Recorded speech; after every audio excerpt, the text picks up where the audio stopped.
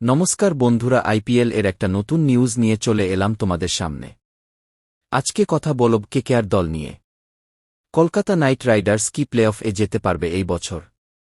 কোনো অঙ্কে প্লে অফে যেতে পারবে কেকেআর?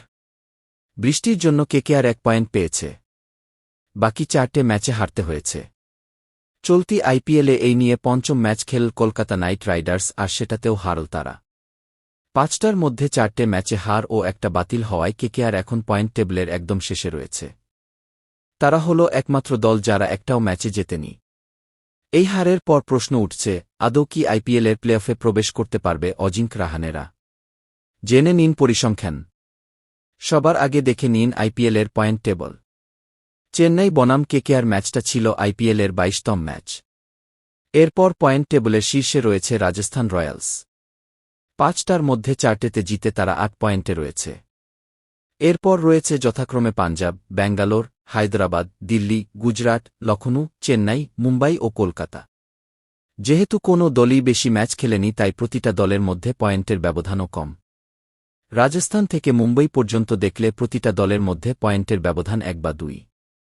রাজস্থানের পয়েন্ট যেখানে 8, সেখানে মুম্বইয়ের পয়েন্ট 2। আইপিএলের প্লে অফে যাওয়ার সুযোগ আছে কেকেআরের। অঙ্কের দিক থেকে দেখতে গেলে সুযোগ আছে, কিন্তু কঠিন। কিভাবে? আইপিএলে প্রতিটা দল 14টা করে ম্যাচ খেলবে। সাধারণত 14-16 পয়েন্ট পেলে প্লে অফের প্রবেশ করা যায়, অর্থাৎ 7-8টা জয়। 16 পয়েন্ট পাওয়া সেফ, যেখানে 14 পয়েন্ট পেলে কিছুটা ঝুঁকি থাকে। কেকেআরের বাকি আছে আর 9টা ম্যাচ।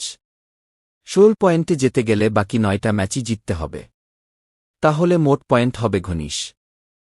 14-15 পয়েন্ট পেতে গেলে কেকেআরকে 9টার মধ্যে 7-8টা জিততেই হবে। 6টা জিতলে 13 পয়েন্ট পাবে। সেক্ষেত্রে নেট রান রেট খুব বেশি হতে হবে, যেটা কেকেআরের কাছে এভারেস্ট চড়ার মতোই কঠিন। অর্থাৎ কলকাতার কাছে সুযোগ রয়েছে প্লে অফে যাওয়ার। তার জন্য বাকি ম্যাচগুলোর মধ্যে ব্যবধান না দেখে জিততেই হবে, না হলে প্লে অফের আশা শেষ। আজকের ভিডিওটা এই পর্যন্ত। ভিডিওটা যদি ভালো লাগে একটা লাইক করে আমার চ্যানেলটা সাবস্ক্রাইব করে দিও এরকম নতুন নতুন আপডেট পেতে। ধন্যবাদ।